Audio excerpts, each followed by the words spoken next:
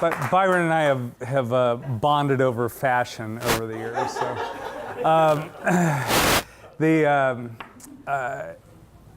I want to start. I know normally we wrap up about 12:30, but Byron told me I could pick the time zone from the wall. So I think we're going to go with Nobu time and figure it out from there. Usually when I do this, there's a little more formal introduction that tells you a little something about me, so I'm going to fill in a couple of blanks, which will be pertinent in a minute, so bear with me. So the highlights of my bio that people tend to latch on to most are that I grew up in San Francisco. My dad grew up in San Francisco. We go back to the gold rush in San Francisco. The other highlights, other than 30 years in the newspaper business, are that when I was a teenager, I was the youngest member of the Northern California Square Dance Callers Association. And right? And although I intended to go to a little liberal arts school in North Carolina called St. Andrews, where I was going to major in religion and philosophy and then go back to San Francisco to go to seminary, plans changed at the last minute with when I found out my mother was terminally ill, so I enrolled at a nearby public school that would take me on 2 weeks' notice without essays or interviews, and switched majors to journalism, which didn't go so well, so I ended up majoring in English. Showed them. The instructor and her husband had just won a Pulitzer and just thought they knew everything. So I had the good sense to start a competing newspaper on campus, and that didn't go over so well.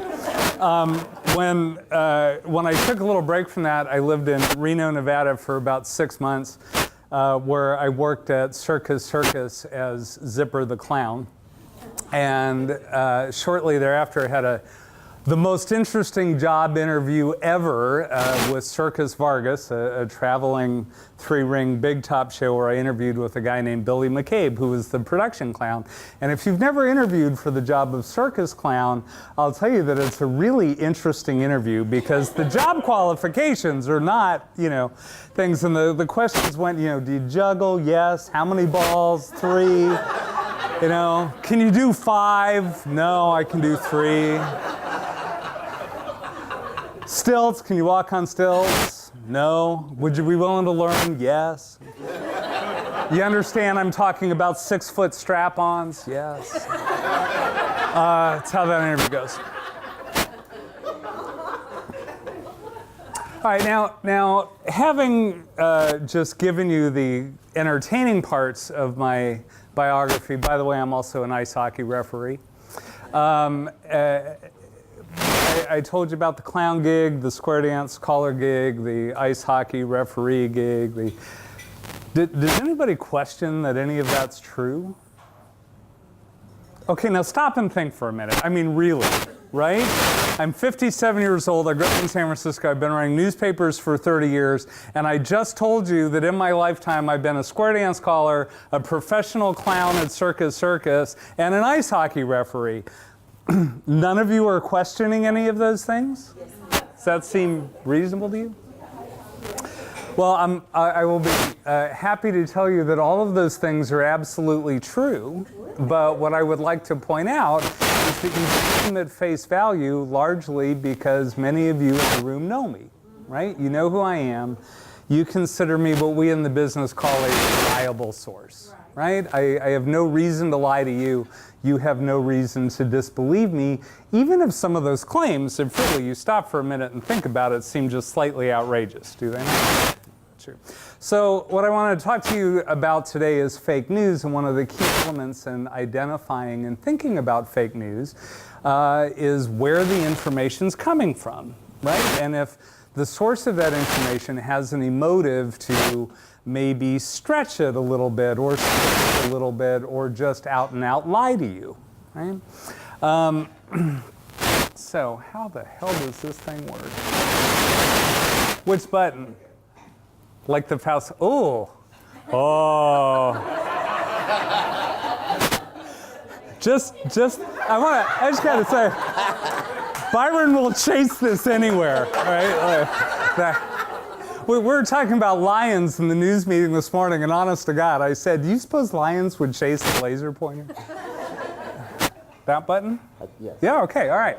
So some real life examples. As you probably know, our current president has really attacked the media for several years now. This was a tweet he put out December 10th last year. For Carl's benefit, who can't see it from there, very little discussion of all the purposely false and defamatory stories put out this week by the fake news media.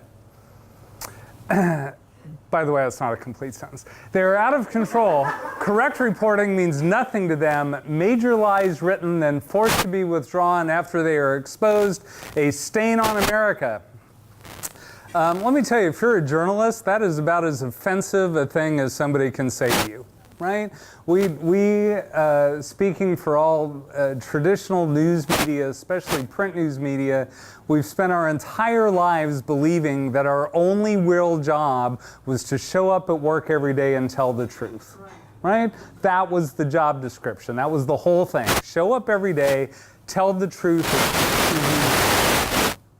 This was a response to that tweet from local journalist Trey Savage, whose answer was, hell, I can't even read it. No, we in journalism are not the ones to whom the truth means nothing. It means everything. Seeing the world as it is and telling the truth about it so citizens of our democracy can understand is our reason for being, and no one will stop us from doing it. And that was about as spot on a response as I could imagine to that tweet from the president. Go back a few years prior to our current president, there was that whole First Amendment thing that guaranteed freedom of the press right along with freedom of speech, the right to assemble, and a couple other things we'd like to use from time to time. Every now and then, I get asked to go talk to journalism students, and one of the things I always say to them is that the best book about journalism ever written was written for 6-year-olds because someone has to be willing to stand back and say, but the emperor isn't wearing any clothes. I think there's 3 kinds of fake news, right? There is complete BS, mostly BS, and slanting the truth a little bit. And we're going to talk about all 3 of those. It's important to note that fake news has been around for a really, really long time. All of you are probably old enough to remember the supermarket tabloids, right, on your way out of the check stand. And I want to point out, Weekly World News, everybody talks about the National Enquirer, right? They are not nearly as good at this as the Weekly World News was. And I want to point out that while the shocking CIA leak reveals that Dick Cheney is a robot, they did not choose to include that under the banner of freaks, geeks, and weirdos, which is an entirely separate story to them. Gay aliens found in the UFO wreck, always a favorite. And never underlook what's above the flag on the strip, right? I became a porn star to pay for my mom's facelift. It's a common story.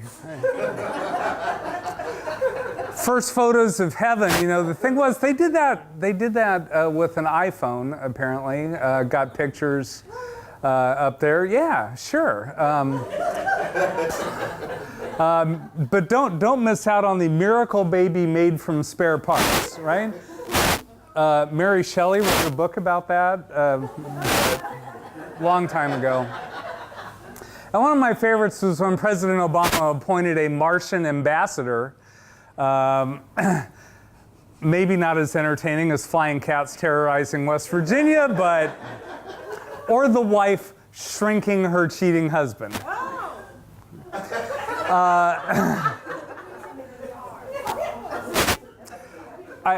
Now, there are some who will claim that the appointment of the Martian ambassador was a forerunner to the Space Force that was proposed a week or 2 ago. So I'm going to go back to that for a second. These, right, under the category of just complete fiction, right? Bald-faced lies that no thinking person ever mistook for factual information, right?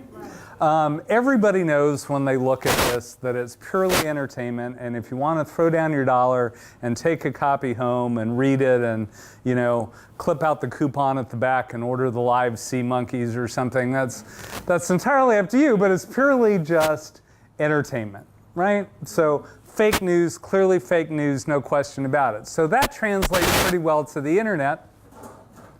This may be from West Virginia where they were attacked by the flying cats, but this is a lady from Waco arrested for making fur coats with neighbors' cats. An 85-year-old Texas woman has been arrested by local law enforcement after being caught on film kidnapping one of her neighbor's cats, with which she is accused of making fur coats.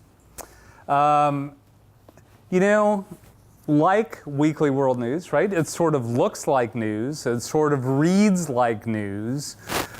But if you keep reading, this goes on to talk about them hiring a private detective, local residents hiring a private detective to follow this suspicious lady who is making fur coats out of the neighbor's cats in Waco. Oh, come on, right? Come on. So, first rule of spotting fake news, if it sounds crazy, it probably is. Probably is. Right? Here's the preacher who forced his son to eat an entire Bible after the son converted to Islam. No, right? It's just the 2018 version of the Weekly World News. If it sounds absurd, just picture it on the front cover of the supermarket tabloid. If it plays there, you know where you stand. One of my favorites, because Elvis is still alive in one way or another, and he's certainly still alive on the internet, where, you know, the dead body of the homeless man under the freeway turned out to be none other than Elvis Presley in San Diego in 2018. Okay, complete fiction, easy to spot. All right, so we're going to go to some that are disguised a little bit better, right? So this appeared on a website called something that sounds pretty legitimate, like News 6 Online, right? It doesn't sound like a parody site. You see a lot of URLs that sound like parody sites that say, you know, no fake news online or something, and you know it's going to be The Onion, right, or something. And this came from something like News on 6 Online, something like that. Midget crime gang in Boston suspected of 55 break-ins. The best part is they're all Irish. Irish midgets terrorizing Boston, criminal organization. And what gives this, other than these very sort of realistic-looking mugshots on a very realistic-looking, purportedly news website, right? What gives this little air of credibility is that it says they have been arrested this morning, reports the Boston Chronicle, right? So they're citing a legitimate newspaper story, and it makes it feel like maybe there's really something to this, right? It sounds a little Jerry Springer, but, you know, could be, right? Okay. Hint, they entered the house through the pet door. Might raise your eyebrows a little bit, but I have an 11-year-old who comes home from school and enters through the pet door. It's not completely crazy. It's a big dog, small boy. It works. So this gets retweeted, right? In fact, if you go back and look, 433,000 Facebook shares, right? Just from the original source. Right? It gets retweeted. This is a Native American news website, right, that posted it, and somebody's reposting it because it's a little shocking and crazy, and it feels kind of legitimate, right? And until you get to this, right, one of the things that gave it legitimacy was the reference to the Boston Chronicle. Okay, if you've ever been on the East Coast, Boston has two newspapers, the Herald and the Globe. Herald and Globe.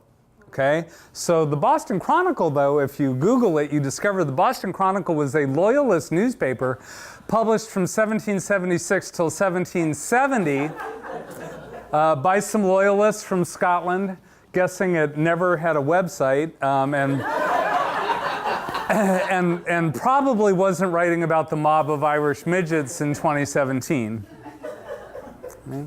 But it sounded a little bit legit, right? If you didn't stop and think about it, it sounded kind of legit. Okay, I want you to know that this kind of stuff does not come from one political party or the other. It crosses the aisles, right? So there was a story that circulated in December, and this got a lot of play on the internet, that said that Trump hosted an NRA party at the White House on the anniversary of the Sandy Hook massacre. Okay? This is a story that turned out, got a ton of play all over the internet. Turned out that it was mostly fake, not completely fake like the Irish midgets or the fur coat, cats, but mostly fake. The truth was that Trump did host a party at the White House on the anniversary of Sandy Hook. Right? But it was not a party for the NRA. The seed of truth in that is that one of the guests at the party gave that story a little bit of credibility. That's a screen grab from Snopes, an excellent place to go vet some things that seem a little bit crazy to you. The Associated Press also has a weekly feature, a weekly fact check to debunk fake news stories. What had really happened, ShareBlue is a left-wing news site that puts out a lot of left-wing propaganda. The truth in that story was that Wayne LaPierre, the head of the NRA, was one of the guests at that party, and somebody had snapped this photo of him shaking hands with the president at that party at the White House, which did happen to be on the anniversary of Sandy Hook. So some far left-wing political websites took hold of that, ran with it, changed the facts a little bit, turned it into an NRA party, not a large party at the White House at which Wayne LaPierre happened to be one of the guests. So mostly fake. This is a photo that got a lot of play. It purports to show Bob Mueller on the left serving his country in Vietnam about the same time that Donald Trump, shown on the right, was showing off his bowling trophy in college. Okay? Fake or real? Well, both. Okay? That really is a picture of Donald Trump showing off his bowling trophy, right? Bob Mueller really did serve in Vietnam, but that is not a picture of Bob Mueller serving in Vietnam. Okay? There's that same photo outlined in red, was the 25th Infantry in Vietnam, but it's a photo of a staff sergeant who is still alive who went, wait, that's a picture of me, and here's the original, that is not Bob Mueller. All right? So the point they were making was true, right? But they lied about the picture, not a picture of Bob Mueller. This is a very emotional video you can find on the internet still. You can go Google it. The debunking of this video is that it purports to show a polar bear who is suffering and starving because of global warming. And there's a whole slew of pretty legitimate scientists. You can go look up the details yourself, or just take my word for it at the moment. We already established I'm not here to lie to you. That this video is of a very old polar bear, right, who is near death, but of really natural causes. That what happens to polar bears in the wild is as they get old and weak, they have more and more difficulty hunting prey, seals and other things that move fast, right? And the harder it gets for them to hunt, they lose a lot of weight because they're not eating much, and the hungrier they get, the weaker they get, the harder it is for them to hunt, and sooner or later, like all of us, they die, right? That's just the way it works.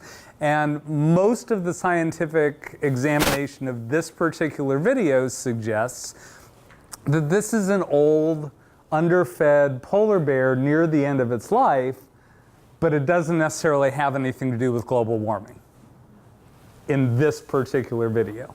Okay.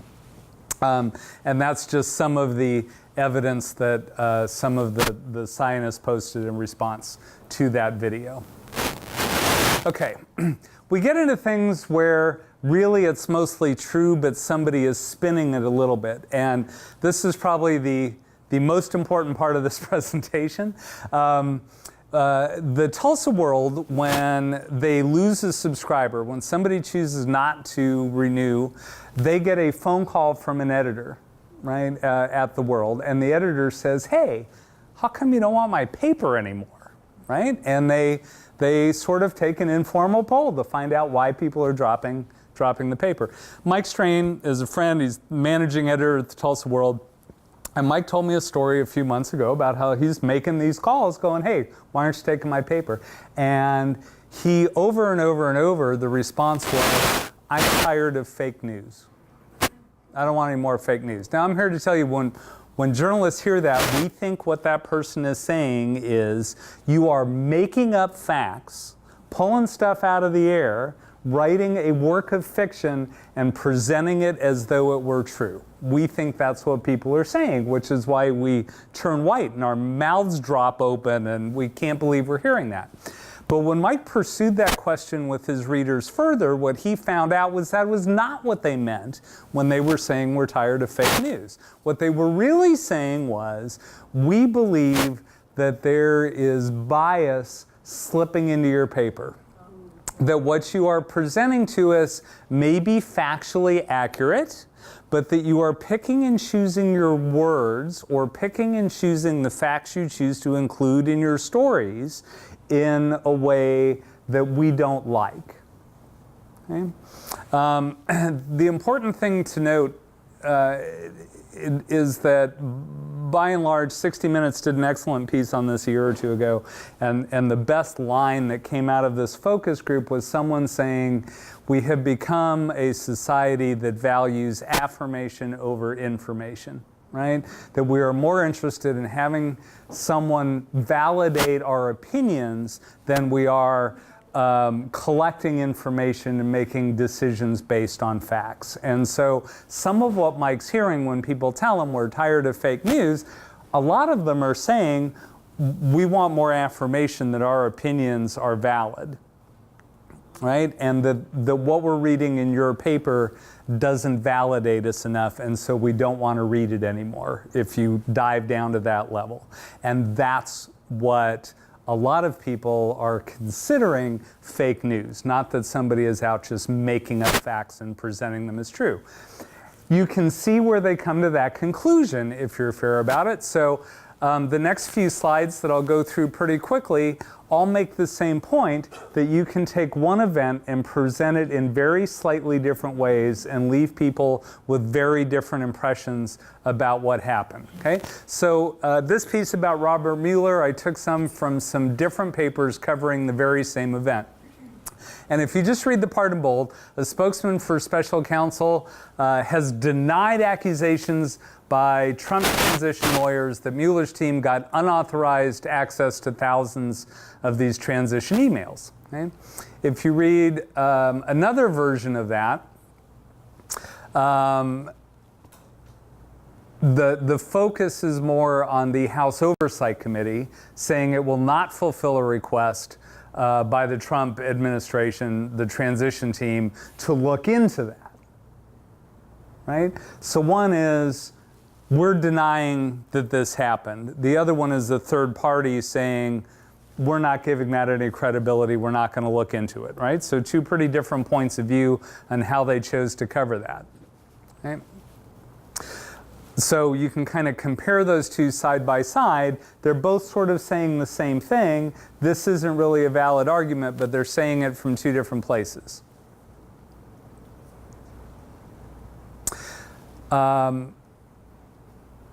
A different news source comes up and says, takes it from the president's angle and says, Trump said Sunday he's not planning to fire Mueller, right? So that says to you probably our position has a lot of credibility, but I'm going to let it go. I'm not going to fire him over it, right? It leaves you with the impression that that position is true. The other two leave you with the idea that maybe it is not true, okay? Even though they're talking about the same event and everything they're saying is true, right? It leaves you with a really different look at it. And then you get to the New York Times, who gives you all the background first, right? And kind of gives you both sides of it, right? They're saying that one side's attacking Mueller, the other side's attacking Trump, blah, blah, blah, right? So you get yet another way of presenting those same set of facts. This one of the four examples, probably the most neutral, right? Also the longest and hardest to read. Okay. This is, there are certain words that editors look for. They're like your phone suddenly vibrating in your pocket. They make us twitch suddenly. One of those words is despite, right? And I had a reporter this year who was covering the Capitol and getting really frustrated and really fell in love with the word despite to start sentences, right? It's a very prejudicial word in a news story, right? And really, this is what editors sit around and think about every afternoon. If you don't believe it, come watch, right? So you take a sentence that starts out with, despite 3 sessions this year, the legislature has been unable to come up with a budget, right? We'll come back to other ways to say that in a second, but that was the way that sentence came in the first time. If you look at the difference, for example, in these Rob Jones examples. Rob Jones, who was accused of robbery in 2007, was arrested this week on fraud charges. What does that say to you? It says Rob Jones is probably guilty, right? He did it, right? Because he was accused of robbery 10 years ago. He's a dishonest guy. He did it. As opposed to Rob Jones, who was acquitted of robbery charges in 2007, was arrested this week on fraud charges. Okay? It hints that maybe he's a bad guy, but 10 years ago he was acquitted, so we're not sure, right? As opposed to Rob Jones was arrested this week on fraud charges. Okay? We would hope that in my newspaper we use sentence number 3 because the fact that he was accused and then acquitted is irrelevant to what he may have done now, right? Unless for some reason you're intentionally trying to paint a picture that this guy is a bad actor, right? There's no reason to include that in the story. Hey, similarly, this happened. This is the step-up meeting. On Friday, the governor had a secret meeting with legislators and business leaders. This occurred at the former General Record building, now the Heritage Trust building. As opposed to, on Friday, the governor had a private meeting with legislators and business leaders. Don't those give you 2 entirely different feelings about what happened, right? One is very sort of ominous and borderline illegal, right? It was a secret meeting. They're up to something bad, as opposed to a private meeting. Well, hell, a private meeting's okay, right? You just don't want a whole crowd there. It's just a private meeting, unless, of course, you're all public officials, and then, but, you know, that's okay. As opposed to top officials met Friday, right? Those 3 things give you very different ideas of what was going on in that building, do they not? Right? Okay. So one of those is more accurate than the others, right? And in this case, frankly, secret meeting was probably the best description because people were getting called 1 hour before the meeting and told to drive there, and it was pretty hush-hush. But word choice makes a big difference in how that story comes across. And depending which side of the fence you're on and how you felt about that meeting, you might label one of those descriptions as fake news, right? You might think calling it a secret meeting is unfair and a little bit bogus and you shouldn't have called it that. if you're on the other side, you might think it was sort of bogus to not call it a secret meeting, right? Depending where you're sitting. So journalists, you hear fair and balanced all the time. People have taken that to mean 50-50, and I propose to you 50-50 is insane. No one should report the news 50-50. 50-50 means I walk across the street from my office. There used to be a Quiznos there, right? Every day there used to be a guy in front of Quiznos who would walk around doing this. Right? We're journalists. Eventually we asked him what he was doing, right? Every day he's doing this, right? Eventually we asked him what he was doing, and he said, I'm grabbing the good karma out of the air and rubbing it on myself, okay? Now, I'd propose that if I walked across the street and said to this guy, hey, what color's the sky? And he said, it's pink. And then I turned around and Shannon was standing there and I said, Shannon, what color's the sky? And she goes, it's blue, right? If you think journalism is 50-50, what you expect me to write is, this guy says the sky's pink, this woman says the sky's blue, you decide. Well, that's stupid. That's just stupid, right? My job as a journalist, when he tells me it's pink and she tells me it's blue, my job is to look up, right? And go, it's blue. He's crazy. She's right. That's my job, right? Because while the journalist should be your eyes and ears at an event where you cannot be, you expect us to be more than your eyes and ears. You also expect us to be your brain, right? We should engage in some critical thinking about what we are seeing and hearing so that we can tell you the sky's blue, this guy is not a credible source. Okay? If we fail to do that, we have not told you the truth. The truth is the sky is blue. This is just one that turned out to be completely bogus, but you might remember it, that there were all these dead voters in this Alabama election. It circulated all over the place, wasn't true. The accuser eventually was charged with falsification, blah, blah, blah. NFL team, they were talking about the Carolina Panthers, I think at the time, declared bankruptcy over kneeling during the national anthem. Totally bogus, never happened. Banned a jihadi bank, nope, not true. All these are things you can find on Snopes or AP where they debunk these semi-legitimate sounding stories, right? All these were going around the internet about 6 or 8 months ago. You're not getting the $50 coupon from Starbucks for the survey. I'm sorry to tell you. They're not doing that. So I'll encourage you with a couple of final thoughts. When the first litmus test is when you see something that seems completely crazy, like someone trying to convince you on the internet that the sky is pink, look up, right? Consider the source, Google it. You know, if News 6 Online is the only place reporting the wave of Irish midgets robbing banks in Boston, you know, if the other Boston media are not reporting that, that should be a hint that maybe somebody made that up, right? So look at where it was reported. Is this a legitimate news source, or is it just something trying to look like a legitimate news source? Here's a hint. If it says BostonChronicle.com at the top, they went out of business in 1770. Don't trust that one. Fair reporting, as I just talked about, isn't 50-50. It's not here's what this person said, here's what that person said. That would be totally misleading.